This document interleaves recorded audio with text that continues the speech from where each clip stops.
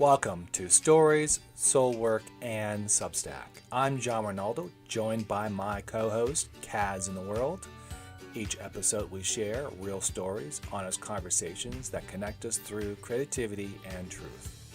Before we begin, please remember our discussions are based on personal experiences and not a substitute for professional advice. Now let's dive in.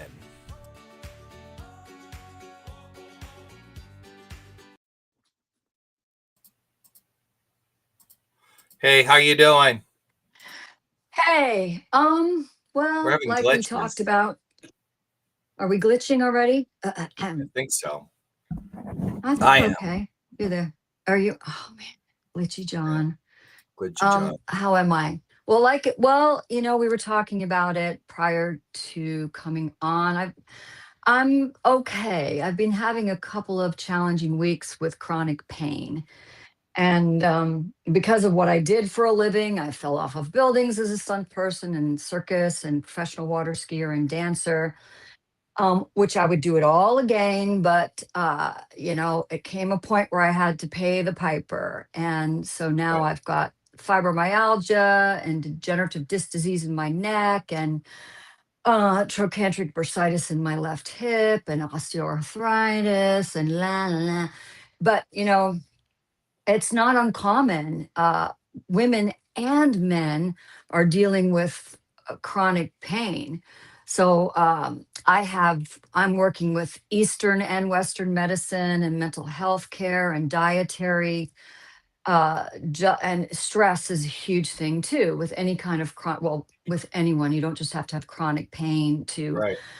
to need to keep your stress, as you well know, at a minimum. But yeah, I'm seeing a hypnotherapist. Hi, Leslie March, and I would love to bring on someone who has some expertise in chronic pain, because it's kind of hard to find, other than take this pill that has side effects that you don't want to deal with, that may be even worse than the chronic pain. Or Right. so yeah, mental health, dietary, Eastern, Western, come on down. Would love to talk with you. But I try to keep a good attitude. I'm still having fun, and we're here, and that always makes me happy.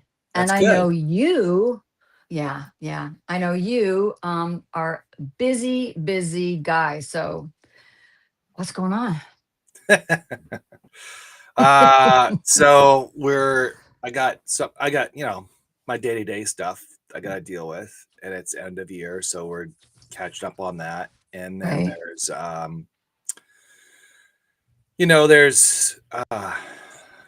setting up the shows, getting those ready. And then I'm also doing a podcast on Thursday night for my other podcast, and that's for I forgot the name. But Is that I the history one? The history one? no, it's another one that um give me one second. I forgot. Just um yeah, shoot. Why did I forget the name? I can't believe that. Oh, because your brain is too full of stuff. You've Yeah. got your art, you've got this show, you're starting another show, and which I'll That's probably do in the new year too. But I mean, right. you've got family, you've got work, you've got all sorts of stuff happening. No wonder your brain forgets your next show. Well, the other show is called Discovery, Co-Parenting, and the Hard Truths. So I got this guy I met, Oh, I've talked to, I found him on TikTok, and he was talking about his call name is Dad from a Distance. So his um, stories are very similar to mine. mm, But what we're noticing out in the world is a lot of people would say, I posted something on TikTok, and they said, "Well, it must have been you. You're the problem." And I'm like, well, yeah, I kind of agree with that. I was part of the problem, but I'm not the sole person. So there's it a lot of always people out there, takes two. I never get this. It always takes two, right? you know. And then in And in that, for anybody, wait a minute, for anybody to lay the blame on you, that's kind of messed up. I'm sorry. well, a lot of men who do speak up are getting that type of backlash, and every single one of them have fought to go into court to get to not get full custody, but even half custody or some time to see their children, or whatever that looks like. Right. And I read something. If you're the parent, like if you have to look at it objectively, like which parent is the better parent in that situation? It's the one that continues to go to court to fight to have visitation, Mm. not the one that's denying the Or visitation, thinks that it's default right, that or whatever. they will get it. Yeah, if they're the ones that are if they're the ones, that's how you could tell which parent's a good parent. So if I hear stories out there that they didn't fight, they just kind of let it go, or like whatever that sounds like, then I know. Mm. I mean, if you got scars, like you could tell the scars of somebody. So yeah, and some people do stretch a little bit of the truth. So there's that. I got that going on Thursday night, so that's going to be at 8 Oh, p.m. that'll be great. That'll be Yeah, great. Yeah. and then on December, just to do some housekeeping here, on Hello. December 8th, Tomatoes comes back 100 on. Tomatoes is coming back with holiday movies. Yeah, so we got Woo! him coming back to talk about holiday movies. And then on December 22nd is our last show of the Don't forget year. December 15th, we have What? Let's Get Unstuck with Oh, Tracy Tracy. Edwards. Yes, Yeah, that's Tracy. the 15th. So 8th, 15th, 22nd, that's our Right. holiday wrap up. And then we're going to take some mental Wait health 2 weeks. time. Yeah, so I got some other stuff going on. I got that history thing I'm working on. That's great. That's there's some interesting stories. I haven't caught up, like there's so much involved in that. And then the 2 I'm weeks. glad you're doing that. I'm so glad you're doing that. Like, I want to do my the Take the Leap Gal Yeah. podcast. It'll be shorter than this one. Mm, But yeah, I think it's healthy, and I think it's stuff that really needs to be yeah. addressed, you know? Well, the stories about my ancestors and the family and all that kind of stuff, that's been developing too. There's a bunch of other things that popped up that I haven't had time to go back and look at that. And so it's just been evolving. And then I'm working on a website that Yeah. hopefully that gets launched the new year. So there's a lot of stuff I'm working towards, and it's displaying what the website primarily is going to display my art properly, like my paintings, my creative stuff that I make, put them on. Some of them will be like my words or some of my phrases that people love. I'll start Hmm. creating merch for that. And then, there'll be some other things in there that I'm looking to do. I might be adding, but Yeah. it's going to be a full type of gallery where my books will be like so I can direct everybody to one page versus having multiple pages and things like that. So Well, I haven't seen the updated version, so you have to send it to me. I'm excited for you. yeah, I fired the last person. Which is sometimes what we have to do. I don't mean You that to be know? mean. It wasn't mean. No, It no, was it's not mean, but sometimes we just don't gel. I We was just trying. don't. I was We don't. And you were being a really kind, helpful person. And no matter what, sometimes it just doesn't work out. No harm, no foul. You no. know, It's appreciate just yeah. I mean, I the. appreciate everything. It just unfortunately it didn't work out. I wish it did because it would have meant some other things down the pipeline for all of us, but it is what it is. And I just have to, you know, I wish him well Yeah. and yeah, for whatever. Yeah. Of course. And not everybody gels like you and me. I was talking to my friend who we're going to get on the podcast in February or March or Mhm. whenever to talk about disordered eating, and which I know a lot of women, but also some men have dealt with. And she said, "You guys are so different, but it works." And that's the thing; it just doesn't always work collaboration, and you have to you tried, you did your best, and Right. onward. So do you want to talk about our next guest coming on? Sue Reid, yes.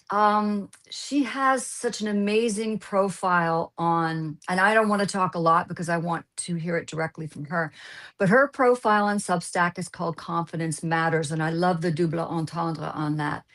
Um, I actually was on her live podcast and we talked about self awareness. And she is this calming, she's very intelligent, she's very knowledgeable, but she has this kind of calming effect. And she is grounding when you speak with her, and her desire to help people with their confidence, their self-esteem, their self-awareness is so important, because a lot of us are going around just relying on external sources to give us our confidence, to validate us. And she helps to she helps others to rely on themselves and be self-actualized in their confidence and in their awareness. And yeah, I am ready for her. I'm so ready for her. Well, let's bring her on. Yay. Hello. Hey, how are you? I'm good, thank you. I'm good, thank you. Okay. That's a really nice introduction. Thank you. I was wondering who you were talking about. I mean it. I mean it. And Sue is coming from London. We have gone across the pond with our Saturday special edition. We're reaching overseas now, which I love because we're on earlier. So thank you for being here all the way from London. I love that whenever I talk to Americans, they always think that London is England. It's Well, like it's the no, I only don't think place. London is England. I'm sorry, I thought you were in London. No, You're that's not. that's okay. That's okay. I'm in Devon. I'm not London. But like when Oh, I yeah. talk, when I was in America, everybody I spoke to, they said, "I love your accent. You must be from London." No. Well, my family comes from Hertfordshire, so I Okay. know there's much more to the There UK is. than Yeah. London. But And okay, I'm thank from you for that. Canada, by the way. I'm Canadian. So And Canadian here too. So yeah. Oh, yeah. okay. Yeah, Beg your Yeah. pardon. yeah. Beg your So the pardon. Commonwealth. So yes, the Yeah. So Commonwealth. I'm coming live from Devon, which is And in Devon the is south. lovely. Yeah, southwest of Lovely, England. lovely, Yeah. lovely. So yeah, Yeah, it is. everybody, London is not what comprises all of the UK. No. Is it snowing there? Is it? Sorry. Is it snowing yet? No, we don't get a lot of snow in the south, very rarely. But no, I don't think the UK at all has seen any snow. Maybe some in Scotland, but Okay. no, not yet. It's raining a lot. Okay. Cool. So I interrupted you there, Kaz. Sorry. No, not at all, not at all. I want Sue to tell us about what she's doing at this point, and who she's helping, etc. Other than me. Yeah, so I am a confidence coach. So this is kind of my second career, if you like, because I was in retail banking for 42 years, and I retired in 2019. And I became a confidence coach, certified about 3 years ago. But before that, I did a hypnotherapy course. So I'm a master practitioner of hypnotherapy and master practitioner of NLP. And I bring it kind of all into coaching. I don't like do hypnotherapy over here and NLP over here. I like do everything. So I focus on confidence because that was what I struggled with when I was young, very much so. And when I retired and I thought, right, I don't want to sit with my feet up watching daytime TV. I want to do something different. So I thought, what shall I do? I love talking to people. That's the one thing about my job that I really, really loved, meeting people and helping them. So I thought, okay, I can meet people, I can help them, and I can help them with their confidence. So I shall become a life coach. So that's what I did. I came to Substack kind of via Medium because somebody said to me, because I wrote a book in lockdown without knowing what on earth I was doing. I just thought, I know what I'll do. I'll write a book. So I wrote one on confidence. And somebody said to me, well, why don't you put bits of it on Medium, because then you'll get paid. And so I thought, oh yeah, I'm going to go on Medium and get all this money. And that never happened, of course. And then I came across the Write Build Scale team who went to Substack. So I came to Substack with them. So that's why I'm actually on Substack. And that's from the beginning of Substack? No, I've been on Substack for a year now. Oh, okay. So, yeah. So you mentioned something about confidence as a child. You didn't have that. Was there like a specific thing that was hindering you from having confidence, like a disability, or was there bulliness, or what was that? I honestly don't know, really. I think I actually think I did have more confidence than I give myself credit for. I think everybody does. We just have insecurities, and the insecurities cover up the confidence. But I was very shy. So I was very shy. I was very highly sensitive. So I know now I'm a highly sensitive person. Obviously, I didn't know that then. I don't think there was any such thing as far as titles are concerned. Right. I absolutely adored my mum, because my dad was in the Navy. So I didn't even meet my dad till I was over a year old. Wow. So I think that there wasn't that bond there. With your father, you think? With your father wasn't a bond, you think? I don't think there was a bond with my father like there should have been. Okay. I never felt really, really close to him, but I was really close to my mum. But when I was 8, she got depressed because she had, I know now she had postnatal depression. Obviously I didn't know then, and I don't think it was ever diagnosed. And that put a strain on my parents' marriage. I think it made my mum very depressed. After that point, she was a completely different person. So I think being shy, being ultra sensitive, and now suddenly my mum doesn't love me anymore. That's how it felt to me. That I think started this insecurity. And I went through a phase at school, like my teenage years, where I really, really wanted to fit in. For some reason, I wanted to be part of the cool gang. I wanted to be one of those girls, and I wasn't. And so I didn't really feel like anybody. I didn't feel like I fitted in anywhere. I didn't feel like anybody loved me. I was extremely close to both of my brothers, never with my sister, still not. She's not speaking to me now, even though she lives around the corner from me. She doesn't talk to me. She walks past my house without even looking at it. But anyway, oh my gosh. I know. I did try. I tried for the sake of my mum, because my mum, I'm going off track a little bit now, but my sister disappeared for, it seems like years and years to me, but I think probably in total it was about 10. Came home when my dad died. She came to his funeral and went off again. She came home when my older brother died, came to his funeral and went off again. She never told my mum where she was. We know she was somewhere in Scotland. But at one point, my mum thought she must have died, because my mum said she would have got in touch by now, so she must be dead. And she wasn't. And my younger brother's never forgiven her for that. And my mum always wanted me and my sister to be close, and we never were. So for my mum's sake, after my mum died, my sister, we both tried. Her and her husband came to live in Devon as well. They moved around the corner from me, and it was great for about a year.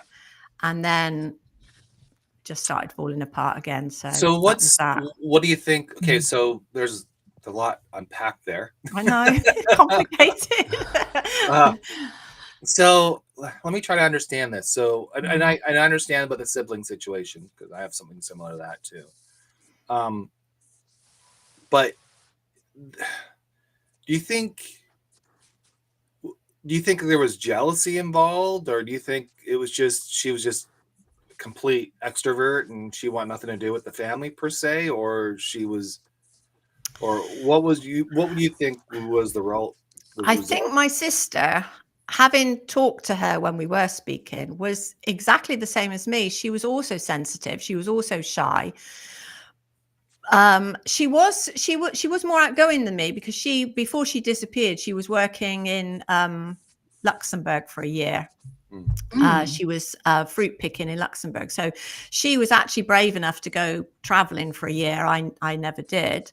When I've been thinking about this, and I don't know why it keeps coming back to me, but when my mum was pregnant with my sister, she was very ill. So it was my brother, then me, and then my sister. There was another child in between my brother and me, but he died. So that's another thing that set my mum on a road of depression. So when my sister was born, I was 4, and me and my brother, who was 3 years older than me, had got some guinea pigs, and they were in a cage outside. At the time, my dad had come out the Navy, and we couldn't get a council house, so we were living in a caravan, and there was a hutch where the guinea pigs were outside the caravan, and we started off with 2 and ended up with 6, for obvious reasons. And while my mum was in hospital, she was in hospital from just before Christmas to February when my sister was born. So she must have been pretty ill. My auntie came to look after us while my dad was at work. But at some point in that time, the guinea pigs died. And I think something in me blamed my sister, because if that baby hadn't come along, my mum would have been there, and then she would have looked after the guinea pigs. I kind of think that's what I was thinking. And I think that I never really took to my sister. And so if there was jealousy, it was on both sides, I think. But as we've got older, and then the other thing was my dad always wanted the best from his children, which was fine. What father wouldn't? But my dad was very winner. You got to win at everything, like second place is the first loser. So you have to have high marks, do well in life. My sister did. She was extremely intelligent, and I didn't do very well, and I hated school, and that played on my mind as well. So she's more intelligent than me. I'm obviously stupid. Therefore, my dad must love her more than me. So it just, all these insecurities were all piling in on me, and nobody was sorting me out. So I think that put me on a dangerous road. Well, that's interesting, because I have a similar situation, an absentee father because of what he did for a living for the family to put a roof over our head, but always, I got an A-. Why didn't you get an A+? When I was performing, I had a supportive role. Why didn't you have the lead? Just all of those that led to a perfectionist issue in me, people pleasing kind of thing, which I've grown out of, thank goodness. Yeah. But I understand what you're saying. You didn't have that support from your dad, and there was obviously, to you, seemed to be some preferential treatment for your sister, which happened with me too. So I'm it's curious, that is it the times, or I don't know, did you ever kind of delve into it at all and kind of do a little investigatory, get to know what happened in your life? I think a lot of it was to do with my dad. My dad worked very hard, and he was away a lot. He came out of the Navy because my mum told him he had to, because she said, look, I'm pregnant with our 3rd child. You're not going to be in the Navy anymore. You've got to come home. So he left, and we moved into, actually, he left before she was pregnant. So she said, I've got 2 children. You've got to leave the Navy. So he left. And we lived in the caravan, and then we got the council house when my sister was born. And I think he put a lot of pressure on both of us, but my sister was more rebellious than me. And I think she argued a lot with my father, whereas I basically did what I was told. I was a little bit scared of him, I think. And I think because she was rebellious, I remember one day some guy came round, and I don't know how old she was. Maybe I was still living at home, so she must have been quite young, maybe only 17. And this guy came round to pick her up, and she said, oh, that's it, I've packed my bags, I'm going. She said to my dad, you'll never see me again, and left. And my dad never saw her again. That was it. He never saw her again.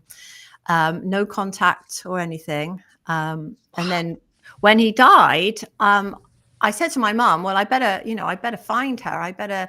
So I went through the police, and they tracked her. And by then she'd actually changed her name. She didn't even want my dad's name anymore. So she was quite evil, but I don't know why she was that horrible, because it's not like he was cruel. He wasn't abusive. He was just, I don't know what was wrong with her. I don't know why. I honestly don't know why she did that. And when I came to live closer, and we tried to get close, she said that she said she was in this commune and she was being held hostage and she couldn't leave, and that's why she didn't come home. I'm not actually sure that's true, because there's quite a few things she said that don't actually match up. So I think that's just an excuse, because she was just being nasty. I think she just got a nasty streak. And it's sad because you live so close to each other that you can't have a relationship, you can't work out your issues. Like we were talking earlier, it takes two to tango, and there are two people in any relationship. Yeah. And if one is just putting up roadblocks, there is not a dang thing you can do about it. And I think that is eroding of our confidence as just people. We're not even looking at our professional confidence or other aspects of confidence. That just erodes our personal, emotional, mental confidence. And how do you deal with that? Yeah, I mean, I had to, and it's the same with a few people in my family, a few people in my life, that I made a decision that I'm not going to let toxic people hurt me anymore, because you let them in and they just keep chipping away, and it does it does destroy your confidence. You start to think that what they're saying about you is true, that the things they accuse you of must be true. So I've stopped now, and if somebody wants to fall out with me, that's fine, they can go. I'm not going to chase after people. I'm not going to argue with them. I'm just going to say, okay, that's fine. But my door will stay open. If you ever want to come back and apologize, then that's fine. You do that. But until you do, I'm not making the first move anymore. So many times it's always been me that's made that first move, because I was a people pleaser. And what did I do wrong? Let me put it right. And I'm not doing that anymore. Well, we discussed that a month or two ago about a certain instance where it was kind of you were kind of being punished, and you said, I'm just not chasing after that person, and they need to apologize. It's not me who needs to apologize. And it's, how does it feel that you've taken that stance? You're like, no, what they're doing is inappropriate, and I'm not going to be the one who acquiesces and waves the white flag, which as people pleasers we have done innumerable times, to make everything okay. I'm going to just let this person go. Yeah, it's freeing. It takes the burden off your shoulders, because you're saying, look, it's up to you now. The ball's in your court. I'm not going to run after you. You come to me if you need anything. All you have to do is say, look, I know I was wrong. I'm sorry. And the door's open. So, it's your call. That's so hard for people, though. It is because they have hard. to put a mirror up to themselves and admit, yes, I was being whatever, judgmental or narcissistic, which then they wouldn't admit that, but that I really was treating this person in an inappropriate way. But it's hard for people to admit. It is hard, but I think that. if you shut the door, shut the door and say, like, goodbye, but come back when you're ready, when it gives them that time to reflect, because they might sit there thinking, oh yeah, she'll come back. She always came back before. I'll just sit here waiting. And then they're waiting. And then you think, she's not coming back. And then they have to make a decision. Do I want that relationship or don't I? And if they don't, that's fine. That's fair enough. There's plenty more people in the world. And sorry, John, it sounds harsh, but it has to be done. So what do you consider toxic? People that hurt you, people that deliberately hurt you, as in, like, don't tell you the truth, don't, like, put you down, these hidden little barbs, like they don't actually say something nasty, but they say things like, oh, well, you're always like that, aren't you? Or oh, I thought I could trust you, and stuff like that. The Or manipulation. You mean the manipulation type of yeah, language? yeah. So that's because I bring that up because a lot of today's world, a lot of the kids are doing no contact. And they're focused on no contact because the parents somehow or another, didn't raise them right, and their feelings got hurt. And which, okay, I understand your feelings got hurt, but they're also trying to be parents. But there's also other situations where there's divorces and they have a major issue between both parents and they decide no contact, which I understand.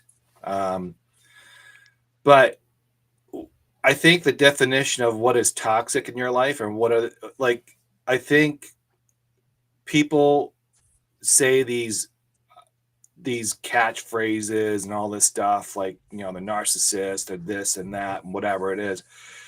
And they really don't understand the meanings behind those words, number one, or they just take whatever social media is telling them. And they're saying, well, my parents are narcissists. Well, if they're narcissists, so are you. I mean, that's a definition of narcissism. Like they'll teach you how to be narcissist. So what you're doing, no contact, is a narcissistic move, big time. It's punishment.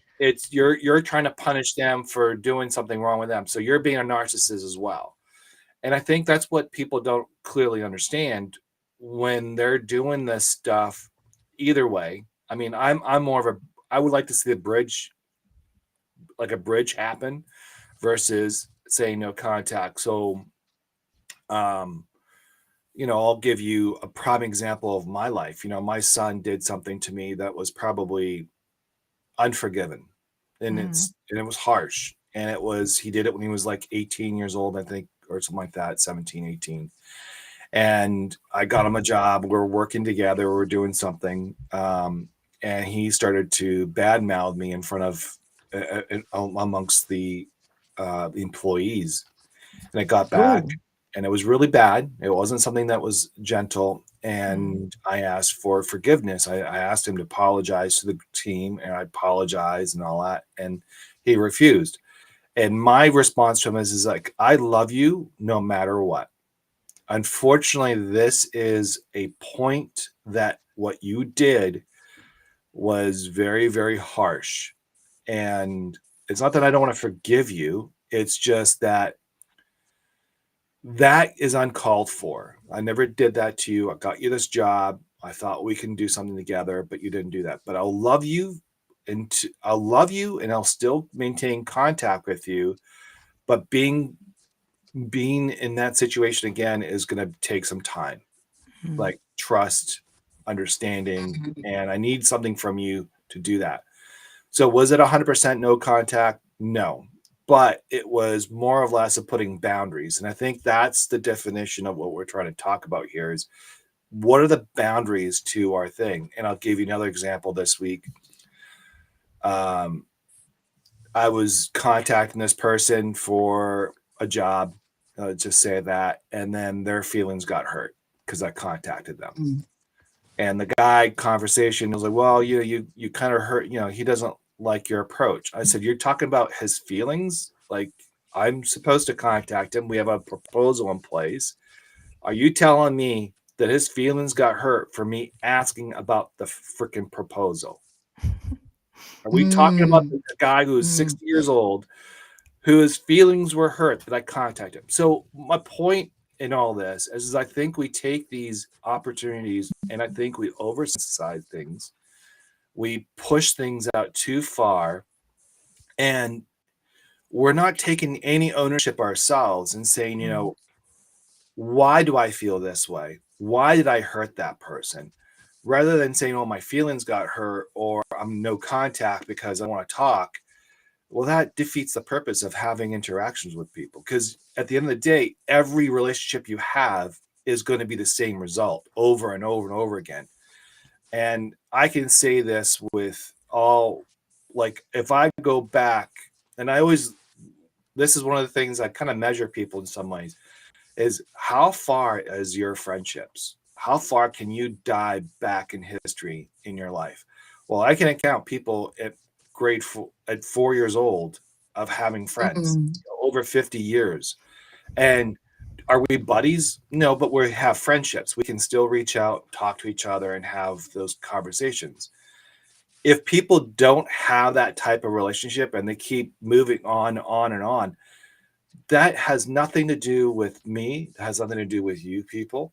It has to do a lot with where their mindset is and their feeling of that everybody's against them no matter what, and that they're mm, going to use all these cliches just to push away their responsibility of how to live. And I think that's where a lot of our issues are in the school systems today, is that we're not teaching people how to be efficient and to be alert or to be self-reliant. self-reliant Mm.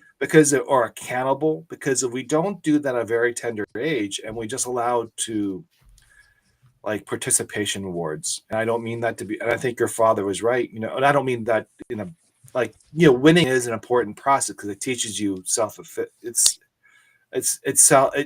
Confidence, yeah. Yeah, Mhm. especially me. Resilience, it teaches you resilience. Well, in sports, I played semi-pro baseball. I completely understand. I was very competitive. I know the feeling. I could smell the gas. I smelled the grass every. That drove me to win because I just loved the game.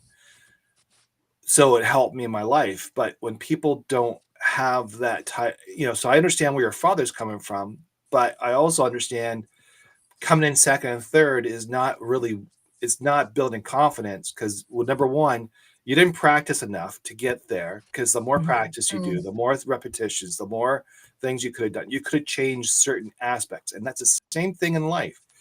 The little things that we do every single day that we avoid, like, for example, we rather watch TV than writing a story, or we rather let someone handle something because it's easier for me and I don't have to do that. So I'm relying on someone else's morals or efforts and things like that. Or we say we're going to do something and we don't do it. And then it causes more frictions and more problems for everybody that's involved. Somehow or another, we're not educating our kids enough.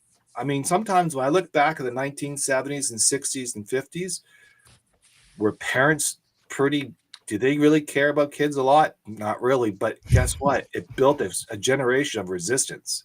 It built kids how to understand life in a very quick way. And yes, sometimes it was heavy-handed. I raised in a Catholic school. I remember being paddled as a kid at school. Mm. Well, that's Okay. awful. So, did I deserve it? Yeah, probably I deserved it. I mean, not going to say I didn't deserve it. I probably did. But I'm not saying when we bring those type of punishments back in, but I think something in our society has changed to the point where we're overcompensating the feelings about people's lives. It's okay to have feelings. It's okay to have understanding, but I think it's not.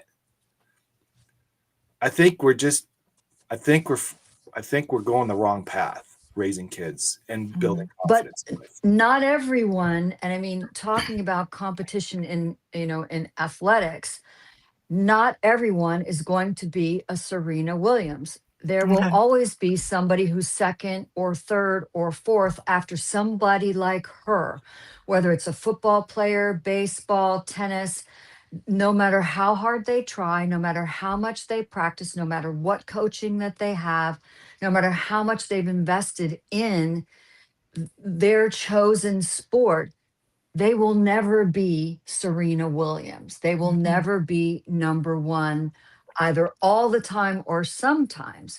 And I think that's where we have to resolve ourselves to the fact that, you know, you may be a fabulous singer, dancer, actor, painter, but there will always be someone who is better than you. And there will always be someone who is not as good as you. Mm. And sometimes it doesn't matter if you're likened to Picasso, someone else will be just that much different and more creative. And I think But if we that's like, I understand what you're saying, but the problem with that, it's a problem. What I'm saying is that I get what you're saying. We all need to work towards to better ourselves each day. of Right. course, But, absolutely. and there's a point also to recognize, how far can I go with this? Like, for example, semi-pro baseball, I retired at 25 years old. And that's the joke. But I retired and I went back and I did my own thing. When did I realize that? I came to a self point that this is not going to go anywhere. This is the best I got. So I better get an education. I better get my life together. I need to figure things out.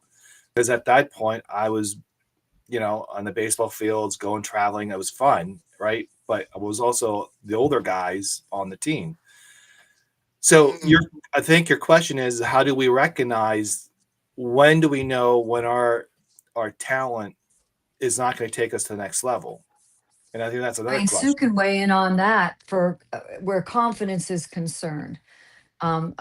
If you just weigh in on what we've been talking about, that would be great. Yeah, I mean, going back to my dad, he actually, you're right, what you're saying, because what he did is, even though he seemed tough at the time, he made me try. He made me try harder. So I've kind of spent most of my career. When I realized it, I stopped doing it, but I was trying to prove myself all of my career, which made me very successful because I had to get to the top. That was instilled in me. Yeah, I mean, nobody's ever going to be perfect. Serena Williams, top of your game. But somebody's going to come along and beat you sometime, because you can't stay on the top forever. And that, especially in sport, as you get older, someone's always going to come along and beat you, no matter how Roger Federer, no matter how good you are, someone's going to come along one day and beat you. And you have to, you can't fall apart when that happens. But the confidence is to your best, like, always be better than you were the day before, keep improving by 1%, if you like, every time. And that keeps your confidence up, because you are not competing with somebody else, you're just trying to improve yourself. So it's not, I mean, obviously in things like sports, you're always going to have competition. And I think we are, it's in our nature to be, because Right. of Yeah. our survival instincts, want to be better than the next person. But I think if we can always try to improve ourselves rather than looking at what somebody else is doing, that's the way to move forward. That's the way to keep your confidence, because otherwise you end up comparing, and that will knock your confidence, because like you say, you'll always find somebody that's better than you are.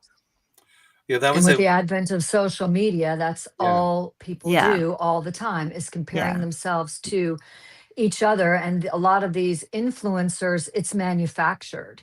I mean, I saw a documentary on where a bunch of influencers got on a bus and were taken to a location to make it look like they were on a yacht, or they were in some gigantic shopping spree, or they were riding in, an exclusive limousine, or they were hobnobbing with someone famous, when it was actually an entire busload of mostly women, a few men, influencers, and they manufactured it. And I think we have to understand that what we're seeing as competition, or her life is better than mine, and his life is better than mine, is actually not always the fact. It's how it's being manufactured. Absolutely. Yeah. Well, I'll give you an example. My son loved playing soccer, right? And he didn't put a time into practice. Now, mind you, There you go. he was going to high school, and now he's playing high school ball. And then I remember the one car ride, we were driving somewhere to a tournament or something like that. And, my other son said to me, he goes, "Dad, we would have made your team when you're at my age." And I said, "No, son, you would not make my team." I said, "I barely made the team." And they go, "What do you mean?" I said, "Because my coach would yell at me tell me I wasn't good, tell me I needed to improve, told me I needed to practice, tell me to move my feet, would have told me things that your coaches will never say because of how society is today. When I was raised, it was a different time. It was a different way of thinking things. And I hustled. I made sure I made the team. I made sure I did the things, and I listened. I said, you guys got a choice. Either you go and make an effort to play the game or quit, because you're taking room from someone else. You're taking a spot that someone wants to be there. I said, if you don't want to be there, I said, there's two things in life. Either you want it or you need it. If you want it, that means you're going to drive anything you can to get that. If you need it, that means you're relying on other people to give you something. That's a bad position to be in. I'd rather be wanting it than needing it. So you tell me where you want. You want to play? Then let's play. If you need to do this because someone's telling you to do this, then you're doing it all for the wrong reasons. I mean, that's when. I see your point. That's when I think life changes. Once you start realizing where your passion's laying or where your interest is laying, then your confidence increases. I think when you want something, you excel. You start, and those little habits I keep saying, like a violinist practices 10,000 times before he hits the right note. I mean, think about it, 10,000 times to hit the right note. That's when you know you're playing at your game, and then it doesn't really matter. I remember when I was playing, I remember we were in a tournament and came to bat, and the guy threw it. It was a home run, and we needed to win that game. So there was a lot of pressure, and we won the game. I mean, the cheers. I mean, that's the time when I need to get confidence, I go back to that time and I go, remember that time you felt this way. And that helps me move on to the next part of my minute or so. I think self-reflection of those moments, those proud moments, is where you start getting confidence. But when you start feeling you need it or you want it, that's your instincts telling you what direction to go. And that's how I've been operating. So, yeah. Well, then, Sue, I would be interested in knowing, from your relationship with your father and then your relationship with your career in corporate world, and it takes you to where you are now. And in my observation, a very talented, a very experienced, a very compassionate person who wants to help others have confidence. So can you just take us through that evolution to where you are right now? Yeah. So as I got older, I went through some difficult relationships. So because I was this sensitive young girl who didn't feel loved, so I went off to try and find love. So I ended up meeting in Well, no, about spit out my water. I'm like, what? Did you see both of us are like? But that's what happens when that's happened to me. Like you fall for the wrong people. Yeah, I did. Ahead. I did. Yeah. So I had three. I had a lot of dodgy relationships. Most of them didn't last very long. But I had three very not very nice relationships that kind of kept bringing me down and down and down. So the first one. Abusive? Sorry? Were they abusive? Yes. Okay. Yeah. In different ways. So first one, and I wasn't with him for very long. I was just 17 and I was just starting my first job and in the bank. And my friend was the same age as me, but I'd at last found this girl who was really cool, that was willing to be my friend. And so I was really happy, but she had a boyfriend who was 7 years older than her, who had a friend. Oh. And can we make up a foursome? So I started seeing this guy who was 7 years older than me.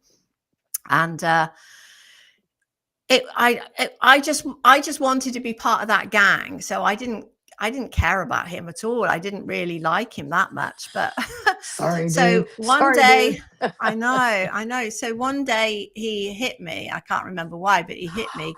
And I thought, okay, what do? Do I tell my older brother? And my older brother will probably kill him. Or do I just finish with him? So I finished with him. But he wasn't having any of that. So he, because it was coming up to Christmas, he said, oh, look, I bought you a Christmas present and I'd love to meet up with you just to say goodbye, as a final. And I thought, okay, well, at least I can just tell him straight, look, don't bother me again. Otherwise, I'm telling my brother, da, da, da, da. So I went to meet him. We had a drink. Everything was fine. He was really nice. I'd already bought him a Christmas present. I bought him some aftershave and he literally tipped it over his head. He absolutely stank of it. I really did. I can't remember what it was now. I think it was Lynx or something like that, or Brute, or it was something that was like fashionable at that time. And he like tipped it over his head, I think, and he stank. But I thought, okay, right, I'm going to go home now. And by then, my dad they bought a house. So they had a house on a housing estate, and it was a big estate. And to get to it, you could either walk down the main road, which any sensible person at that time of night, it was about 11 o'clock, would have walked down the main road. But no, I went through the alleyways, the shortcut. So of course he cut through and he came up behind me with a knife and he stabbed me 5 times. And this isn't new knowledge because I've talked about it on a live before. So he stabbed me 5 times. New to me. Oh my gosh, I didn't see that one. His intention was to kill me and then kill himself, but I broke the knife. Apparently it snapped in my hand, luckily. I never knew I had that strength. So I snapped his knife in half and he ran off. And luckily, he left me in the alleyway. And luckily, 2 young lads who were only like 14, who were messing about in the phone box up the road, came running over to see what had happened, called an ambulance, called the police. A lady came out of her house and helped me. And so that was that. So he went to prison. When he came out after a year, I think. He got 3 years. I think he served a year. Because I think he'd served some time before it came to trial. Manslaughter or manslaughter or well, just assault with a deadly weapon. Yeah, and I think it was because he made up this story about how he loved me and we were supposed to be getting married and I was seeing somebody else. And I just couldn't go to court. I was just too upset to go to court. I should have gone to court, but I didn't. I just gave a statement. But he said that he said this story, and it was called a crime of passion, which was a thing in those days. So it was a crime of passion. I hurt him, so he went off the edge. Someone's feelings got hurt. Yeah, his feelings got hurt. So he thought she deserves this, definitely. So anyway, so I took an injunction out on him, so he couldn't come back to our city. My social worker helped me do that, so that was good. So that was that. And after that, my life went on. I was actually doing quite well, and I was at work and I was gaining a bit of confidence. And then I met somebody else who absolutely knocked me sideways. I absolutely fell head over heels in love with him. Wow. He was in the Merchant Navy, so he wasn't home all the time. My dad didn't like him. My dad said he's bad news. My dad told me that he had another girlfriend. I was going, no, he doesn't. And then his girlfriend phoned me up to say she'd already got 1 child with him. Oh. And he was still seeing her. And when I confronted him, he said, oh, no, she's mad. Ignore her, blah, blah, blah. And anyway, he was abusive. So he was physically abusive. But I was with him. Do you think in that relationship, because he was a merchant, that you kind of associate that with your dad as a Navy guy? Possibly, yes. Yeah. I mean, he was comfort. I think the main thing, do you know what I think the main thing was? That he did boxing. He did martial arts. And I thought, this is somebody that was going to protect me. So they're trying to kill me again. This guy's going to protect me. But he didn't. He absolutely tried to control me. And this is the pattern that I was in, where I was a little mouse, and I found somebody that would help me, and they wanted me to stay that little mouse so they could keep control. And as soon as I started to build my confidence back, they wanted to knock me back down again. So then I met somebody else who said, okay, well, I'll take you away from Devon. We'll run away together. And we were actually going to go to Italy, but we never got there. We got as far as Torquay in Devon. And then he's got a job in his uncle's restaurant. And we got married, and I was married to him, and everything was fine. But then he started, when he wasn't physically abusive, but he was mentally abusive. And I think that's actually worse, personally, because mental abuse cuts a lot deeper.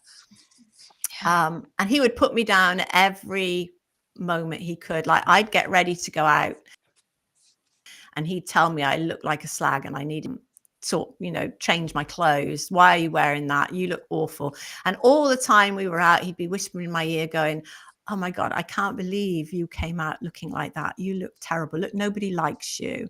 And he'd be like this all the time. So, and I was with him for 7 years as well. And then in the end, he left me. I don't think I would ever have left him. I spoke to my mum, and my mum said, well, you've made your bed. Now you need to lie in it. And those words were in my head all the time, that this is my issue. I need to live with it.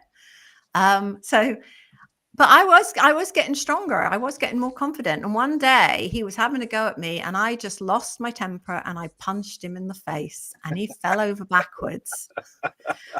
And he said, he said, he went out, he came back, and he said, I'm leaving. I'm going to leave because I can't live with a violent woman. Oh, of course. Talk about narcissist. Classic narcissist. Classic narcissist. So long, farewell, auf Wiedersehen, Exactly. goodbye. And the funny thing is, he'd made very good friends with our window cleaner. So we had this window cleaner, and they were really good friends. And this window cleaner used to come in, and they used to smoke pot together, which I hated, but that's what they did. And in the end, they went off together. He went off traveling with the window cleaner. And I never saw him again. I have no idea where he is now. I never saw him again. So at least he did you that favor. Exactly. So in all your relationships, there seems to be, like, you were attracted to someone that was probably a little more risky or something like that, a little bit more different on the edge. Bad boy. And then it was always somebody to protect me. Because the last one, even though he was a lot smaller than the other one, and the guy I was seeing, that the boxer hit him, beat him up, but he still said, no, I'm seeing her, I'm taking her away. And we left without telling anybody where we were going, apart from family and close friends. And I got a transfer at work, and they kept it quiet, because there were girls going into the bank that they weren't friends of mine, but they were asking if they knew where I'd gone, because they needed to contact me. They'd lost touch with me, and it was just him trying to get hold of me. But luckily people? I know. So I don't know what either of those two are doing now. I don't know all three of them. I have no idea what they're doing. But yeah, there was a definite pattern there. So because I was getting more confident, I was getting stronger, I said, that's it. I am not doing this again. I'm breaking this pattern now, and I'm not going to meet anybody else until I meet the right person. And I had a shopping list in my head of the person I wanted to meet. Wow. He had to be funny, he had to be kind. And I found him, and I married him, and we've been married 27 years.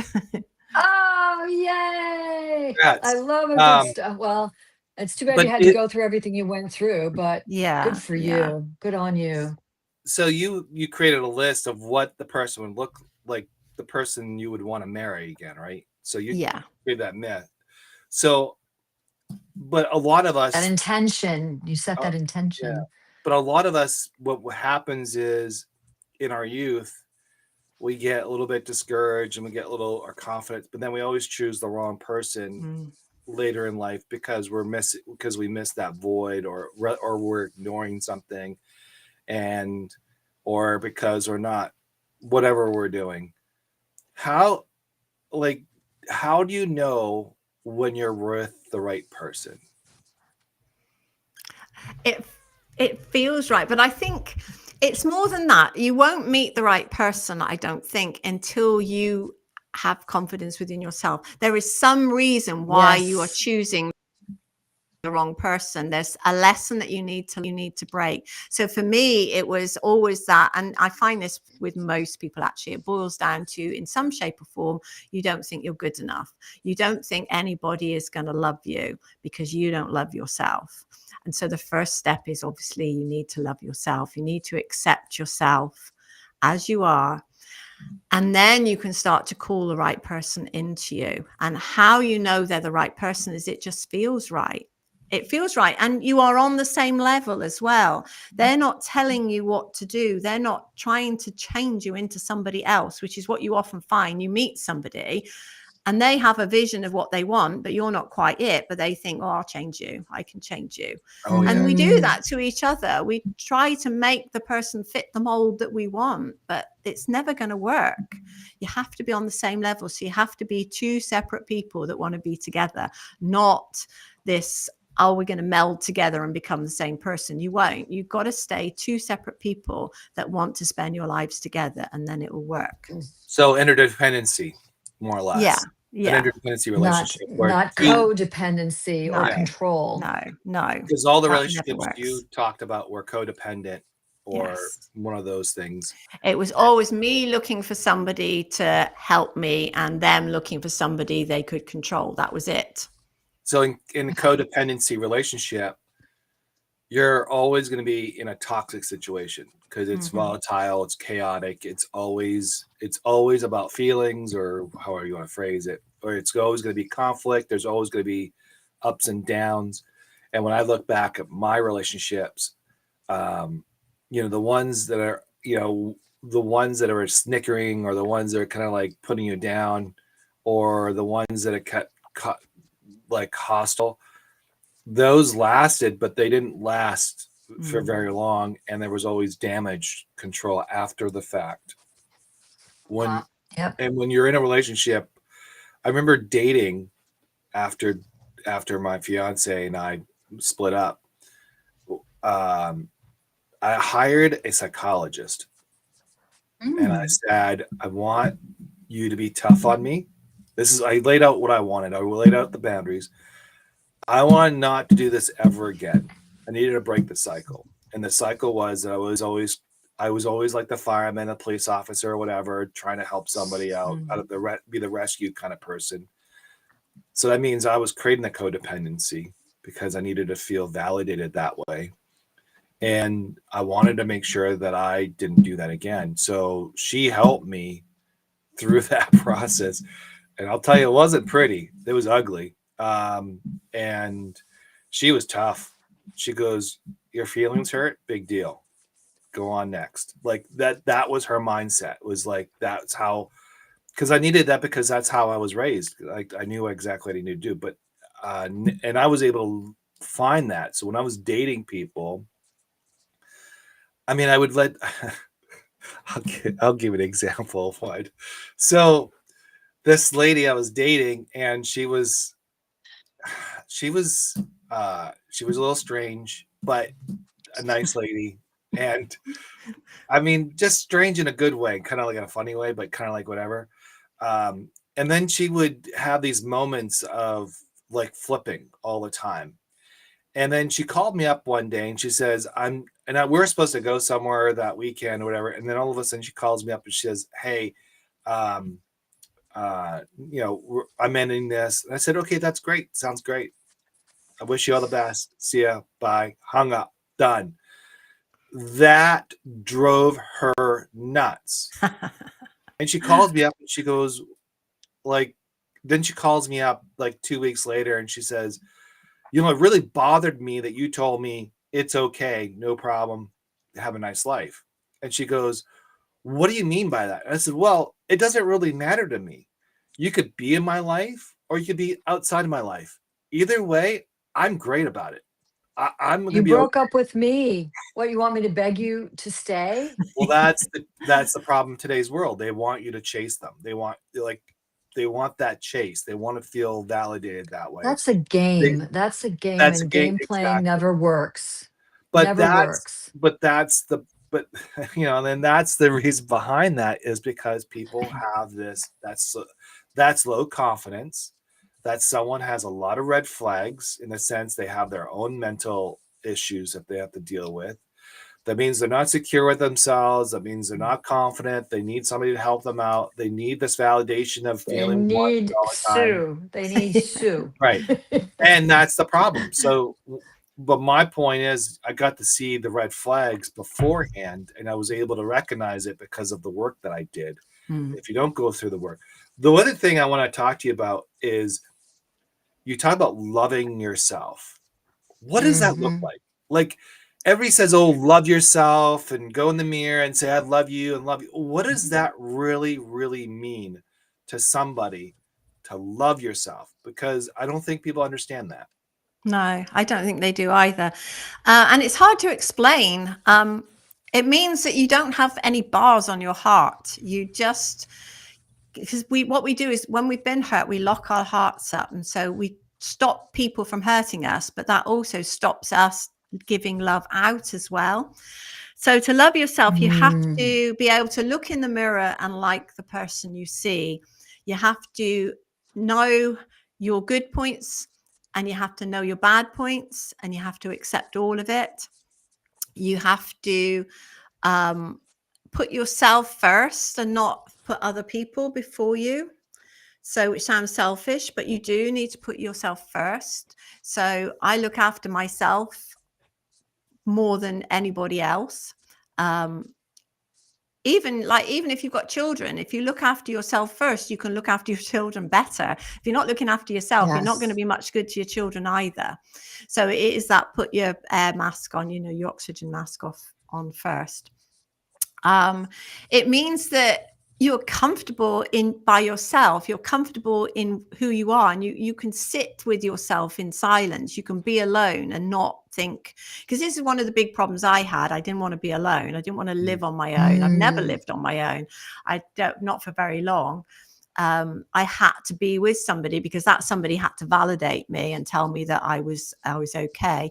Now I do it for myself. I don't need anybody else to tell me that I'm a good person, I'm lovable, I'm clever, because I already know. So I guess it's treating yourself like you're like somebody that you really love. So however you would treat somebody that you really love, that's how you treat yourself. So when I was during I agree about being by yourself. That's probably the hardest thing to go through. Learning to be with you, no one else.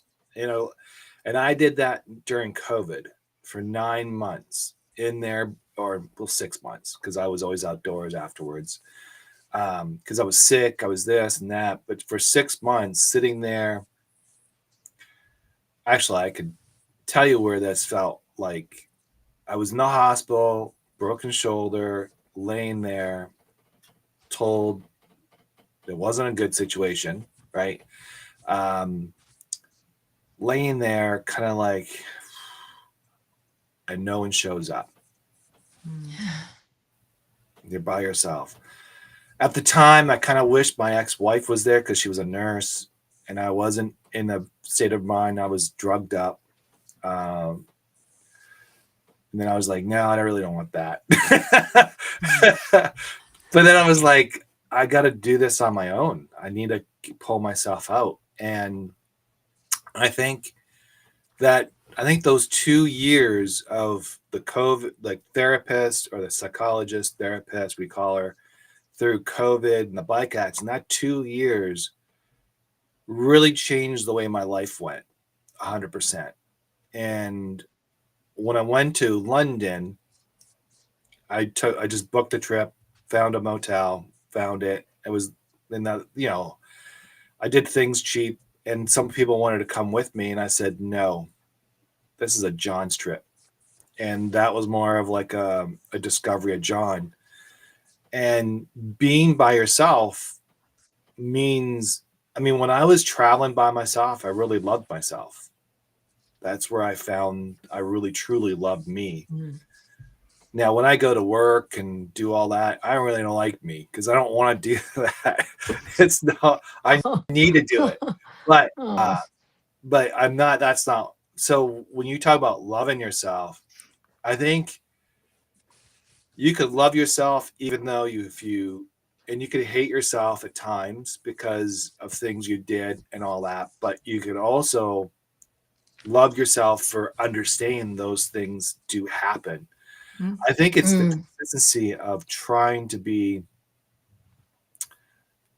consistent all the time. And I think that's where, I don't know. I mean, I don't know how to phrase it, but I living alone was probably the toughest time of my life. There's a difference between being alone and being lonely. Oh yeah. Like yeah. I love doing stuff by myself. And I was on my own just with my son for 5 years before I even went out with the man who's my husband now. And I travel overseas by myself. I go places by myself. I go out to eat by myself. I'll go to cinema by myself. He encourages me because I'm a better wife. I'm a better friend. I'm a better mom to my son when I can be just on my own, making all my own decisions. And but I guess it's because I have learned to love who this person is, and I am a-okay with spending time just with me. That is not easy for a lot of people. It wasn't easy when it first was nearly foisted on me because I was that serial person who needed to be with someone. But the times I lived alone, wasn't dating, I really learned that to rely on myself, to have confidence in myself, to love myself. And again, going back to what we talked about very early in this conversation, I had to take a good hard look in the mirror at myself. What are my strengths? What are my weaknesses? What are my foibles? What are my idiosyncrasies? Where do I really need to step up my game, as it were? And once I allowed myself to do that, and that also took, like I mentioned earlier, I work with a hypnotherapist. I've worked with talk therapists. I have certifications in healing modalities, and I apply them to myself. But it's a journey. It's truly a journey to get comfortable being alone with yourself and not feel lonely. I think they ought to bring out a law that once there has to be a law that when you split up with somebody, so as part of your divorce or splitting up with anybody that you've been with for a while, so somebody that's hurt you, there should be a law that you're not allowed to date anybody else for a while until you can prove that until you can prove that you love yourself, that you can live on your own and you don't need anybody else, and then you can go and find somebody else. You'd be a lot stronger. Well, they do that in recovery. They do that in whatever, if you're substance abuse recovery or disordered eating, when you are in recovery, I mean, and some people break it, but you are mandated as an agreement of your recovery. Do not get involved with anyone for the first year in your recovery. Good. I'm going to open a divorcees rehab. Oh my gosh, you'll have Things millions you don't do. and millions of clients. So what's happening for you now? Where do you go from here with your work and your Substack? Yeah, sure. So I'm mainly on Substack now. I've been still tinkering on LinkedIn, but mainly I've given up with Instagram. I'm just going to stay on mainly Substack. That's my base. What happened there? I'm sorry. I'm putting the Substack up. There she is. I'm trying to put yes. Yeah, God, that frightened the life out of me. I thought I'd pressed the wrong button somewhere. No. I'm trying to put the Substack We had no on. forewarning. Okay. I was trying to be. I thought I'd pressed the wrong button. Yeah, so that's me. Confidence matters. So that's my home now, Substack. So that's where you'll find me. I'm going to evolve a little bit more next year. So I'm going to do group coaching as well as my paid tier, which I've got a confidence circle. So we meet 3 times a month and basically have a little chat, and it's lovely. It's like a friends meeting for coffee. It's brilliant. But I'm going to do confidence coaching for looking at it's really addressing things like where you doubt yourself, where you don't love yourself. So self-esteem, self-love, self-acceptance, and self-belief. So those 4 areas. Self-awareness. So I've got 6-week course, coaching course live. So cohorts of 6 weeks where we'll go through that and help people to, it's kind of like a start a setting off point, so to improve your confidence. So from there you've got things to work on yourself. I'll give you workbooks, or you can have one-to-one coaching with me, or you can join my paid tier, whatever. I'm also going to start my own podcast on YouTube in January. So I've already recorded 3 episodes. I've got another one to do next week. So I'm going to start doing that. And I'm thinking of writing another book, but doing it properly this time. So I'm going to fit all that in somewhere. But my group coaching, if I find that it's no interest and nobody signs up for it, and I think people need it, so they should sign up for it. But if they don't, I'll change it into a mini course and I'll do that instead. So I'll do the work and see what happens. Yeah. So that's my plans for next year. So then you have a book. You have a book on Amazon called Building Confidence. If I can just let me see if I can do this right. Let me just try. You can do it. You can. It doesn't. I can't do it. But it's on Amazon, and it's called Building Confidence: How to Thrive as a Shy Person. Yes. Yeah. Oh, I love it. And it's got a bit of my story built into it, and also some like tips for building your confidence. It's quite basic, but it's okay. Good. So there's that. You have that, and then I saw you have a website called SusanReid'sCoaching.com. Sue Reid Coaching. Yeah. I mean, that I hardly use it. I don't really need it really now, but because I've paid for it, I keep it going, but I need to refresh it a little bit. So you don't like your website, or is it just something that or you just using? I think it's just because I've been focused on Substack, I've kind of left it by the wayside. So it needs refreshing a little bit, I think. Refreshing, yeah. I mean, that doesn't hurt for anyone's website to refresh it. Yeah.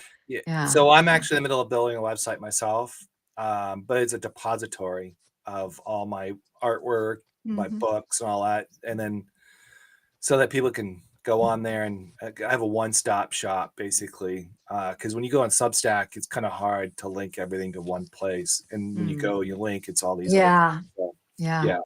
So it's just an easier. My website's the same. Yeah. So KazAkers.com has everything about me. Everything. That's probably what I need to do on mine as well. Then just stick everything on there because. Yeah. It's like John. I don't even think it mentions Substack on there at the moment. So no, that's my home. So I do need to sort it out. So who's your this? We're going to do shout outs because I'm ready to shout out my Substack people. And I apologize. I've been extremely busy, so I'm sorry if I haven't read as much as I usually do. But there's there's a few people here. There's Barry Christopher, Trevor Green, Maritime, Hassan, Chris Russo. And then there's Richard Hogan. He basically said, "Good afternoon." Oh, Richard. People. Yeah, Richard. Underscoring an important nature of humanity and society, and greetings to you, to Sue and Kaz. Brenda is on. Z. Hi, Brenda. So there's a bunch there. People are on joining. But one of the things things we do is Kaz and I talk about the Substack person that we read that we want to bring up. So is there anybody that you've read this week you thought? Yeah, I found somebody this week, and the first time ever on Substack, I just went through all his stuff, just read and read and read. And he is called Peter Cummings, MD, Astro MD, and he writes about the universe and like quantum physics, but he's actually made it quite easy to understand. Gotcha. And I couldn't stop reading it. It was so good. I love when So you find shout something out like to that. Philip Cummings, Astro MD. Oh yeah, Philip. Is he Philip. is he Is it funny Philip or no, Peter Cummings. Sorry. Peter Peter Cummings, Astro MD. Is he funny? yeah, or I is he think I read more? him too. No, he's a No. scientist. He's an Oh, he's a scientist. astrophysicist. Oh. Astrophysicist. Yeah, yeah. I think I know who you're talking about. Okay. Yeah. Well, my list is super long today, so I'm not going to describe everyone, but I'm going to shout them out. Well, of course, Sue, I read you all the time, and my beloved partner, but I need to shout out to M3 Cents, CENTS, my 3 cents. Love all the content. Caitlin McCall, fellow Canadian, my gal, our gal, Lynn Broderick, a Bodhisattva journal, based in Buddhism. Love it. Gray, we all know Gray. Gray's, Canada Resists. They have, I'm not political, but they have some really funny things. And it's a lot of it is based on their like emotional support dog, who I think is a retriever or something. So the dog is, or a poodle, or I don't know. Anyway, they've got this amazing dog who does the talking for them. Gunner Habits, Habitz or Z. I don't know if anybody's found Gunner, but yeah.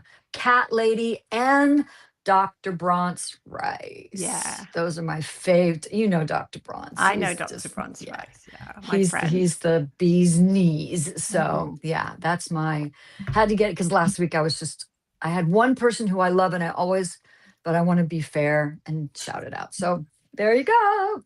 Yeah. Well, there's been some conversations. There's the one person I've been talking to is Julian, what's her name? Winneman, Weinmann. And she's Weinmann. She's a retired marketing person. And the reason I brought her up was that she has couple books called lifewriters.com, and she has a couple cool books that I've just ordered. Going to read them hopefully over the break, and so there's that one. So that's mine, and she has like a couple like Christmas stories, things like that. There's a whole bunch that she has, so it's kind of cool. Yeah. Anyways, and I think they're children's Well, and books. you also have your Christmas time kind of story. Well, it is your take on the birth of Jesus with, but takes place in Bethlehem, PA. Quiet Title Miracle. is again, Quiet Miracle. And then my book, The Perfectly Messy Thing Called Life, about humans and the fine print. That's going to be coming out imminently. So I'm excited about that. Yeah. Yay. Ooh. So yeah. Wow, this has been fun. Yeah. So what's next? What's next, Sue, before we sign off? What's next today or in the future? In a couple of weeks or so, Christmas. I'm having a cup of tea after. Yeah. I'm gonna. Well, it's 6:30 now here in the evening, so it'll be my nighttime drink, my herbal tea, my chamomile and lavender. And lavender, yes. Yeah. Christmas, I'm not a huge Christmas fan, I'm afraid. But yeah, so we'll have a quiet Christmas. Going to see my family, my brother and his family in Gloucester. And see my grandson, my son and daughter-in-law, and their little boy, my other grandson. So yeah, visiting family, quiet time. Nice. Well, thank you for joining on our podcast. Appreciate it. And, when you get your podcast up and running, let us know when we'll. Yes. Yeah, you can come on. Yeah, definitely. Yeah, vice versa. Yeah, for sure.